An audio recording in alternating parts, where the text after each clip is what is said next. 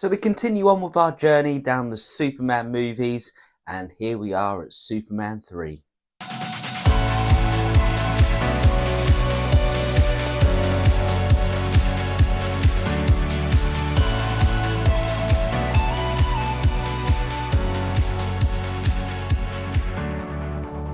So Superman 3 is a movie that was released in 1983, starring Christopher Reeve, Richard Pryor and Robert Vaughn, and directed by Richard Lester. Now firstly, this film is completely completely different in tone compared to the previous two. It's clear that this movie is stepped completely away from the previous two, and it immediately sort of starts off by setting that new tone. And the new tone is a lot more light-hearted, is a lot more slapstick, and it does carry a few more laughs with it.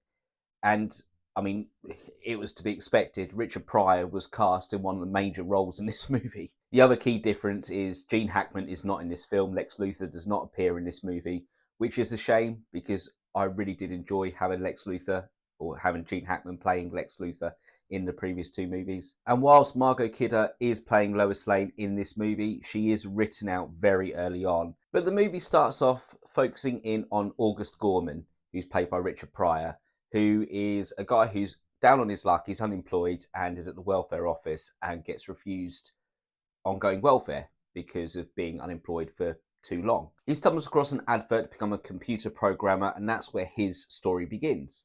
We then cut to see a hilarious series of events that culminate in a bank robbery and a innocent civilian being caught in his car, or stuck in his car, whilst it fills up with water from a fire hydrant, just at the right time when Clark Kent is walking down the street, sees the person in trouble, changes, becomes Superman, and comes to the rescue. And I have to say, the one thing that all of these films have in common is the embodiment of Superman, the presentation behind him, in that he is that symbol of good and hope and very optimistic. He brings that optimistic feeling behind him, not just in saving people, but also giving those little speeches at the end saying to remember certain things or reminding them about safety.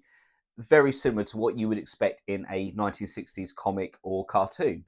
And I do really like that feel behind it. So we then catch up with the Daily Planet, and it turns out that whilst Lois Lane is going on holiday or going abroad, Clark is focusing on a story where he's been invited to his high school reunion, and he takes Jimmy Olsen with him because apparently this is going to be a very interesting story to run in the paper.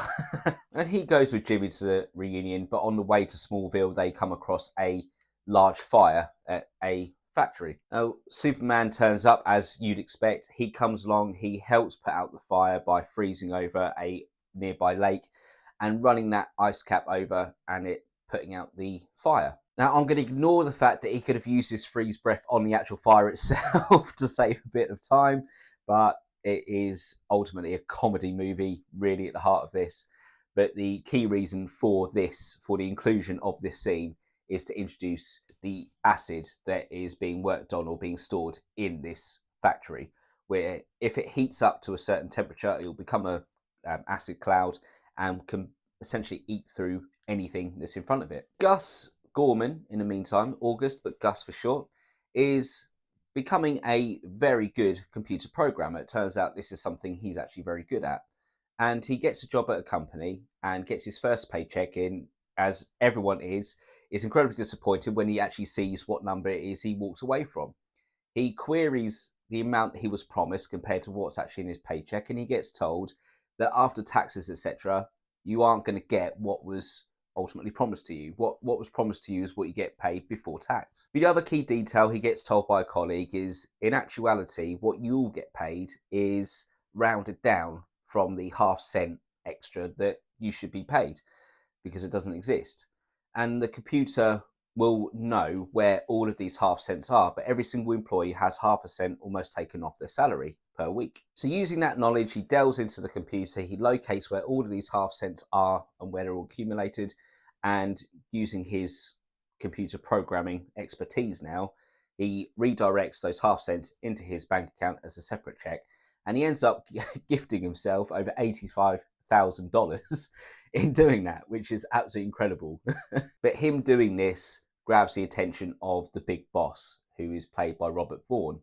And the boss, Mr. Webster, he has a diabolical plan, as all big CEOs have, and that is to gain control of a weather satellite called Satellite Vulcan. Now, the whole reason of doing this is because he's involved in the worldwide market and he's got several exports he wants control of, and he wants to eliminate the competition by other countries. Therefore, if he has control of the weather through this satellite and having a programmer that can have control of this satellite, he can destroy crops, he can eliminate any produce coming out of these rival countries, and he would essentially own the market. So Gus Gorman, he does go along with it, he does get control of the satellite, but there's one problem, as the same problem that is experienced by every single villain in Metropolis or in the world, and that is Superman will come along and always try and rectify or stop them from going through with their plans. So then we get the side plot come up of trying to kill Superman,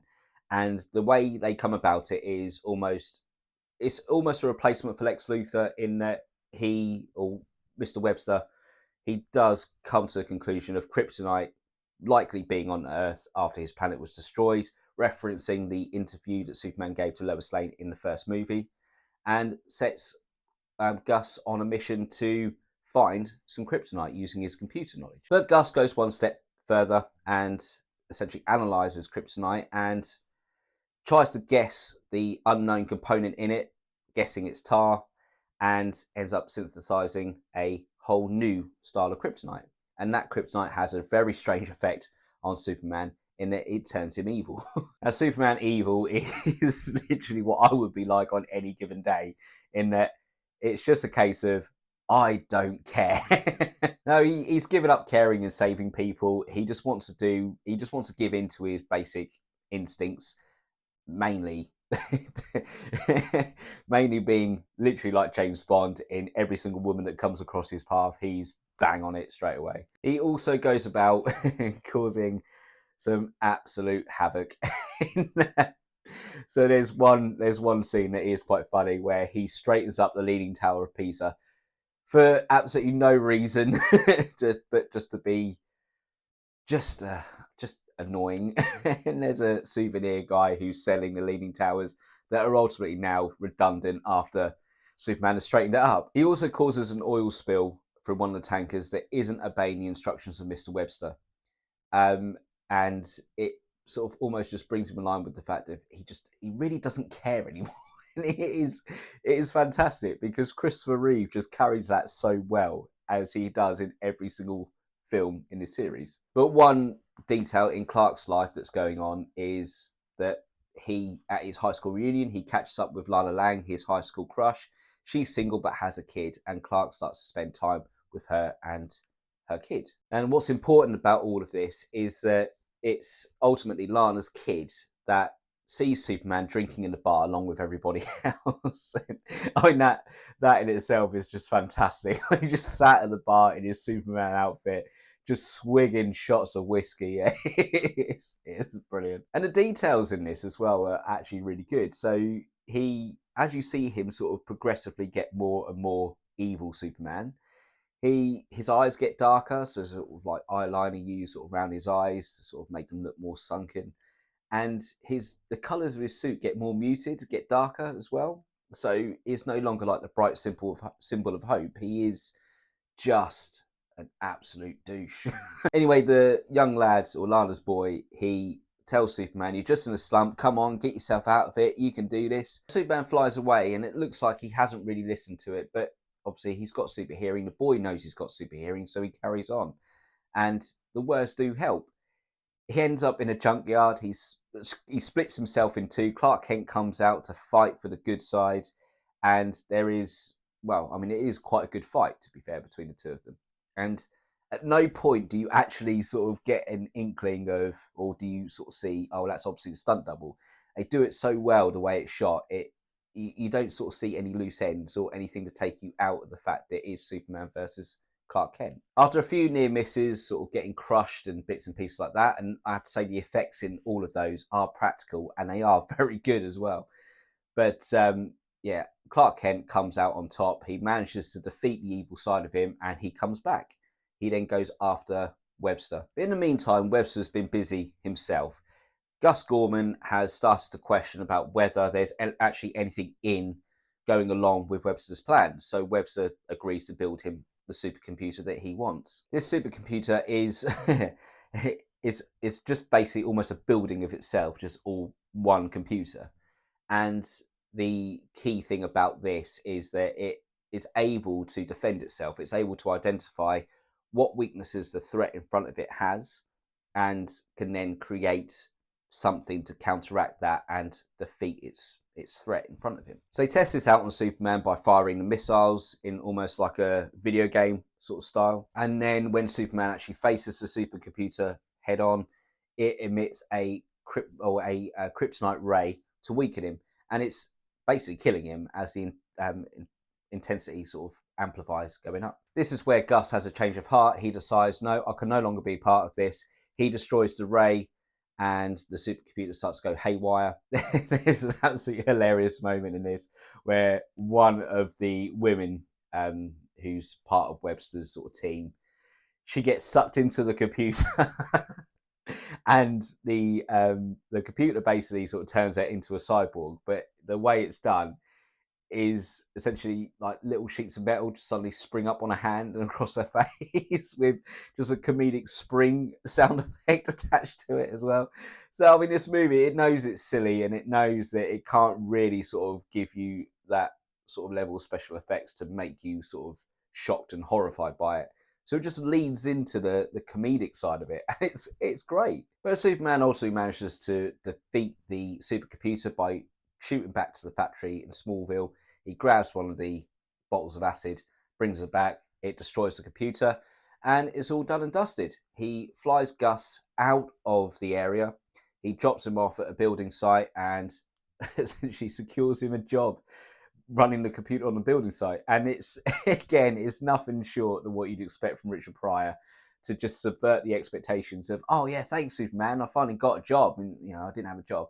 And then when Superman flies away, he then turns around and says, no, I don't want it.